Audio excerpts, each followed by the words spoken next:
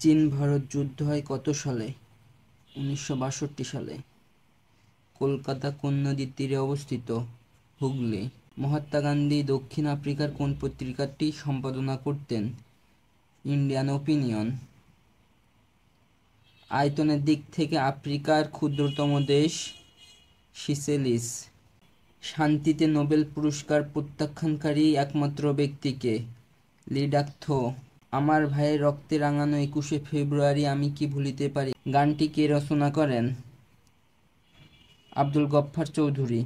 Cape Kennedy space centre অবস্থিত ফ্লোরিডায়। বীর মুক্তিযোদ্ধা কাকন বিবি কোন সম্প্রদায়ের? খাসিয়া।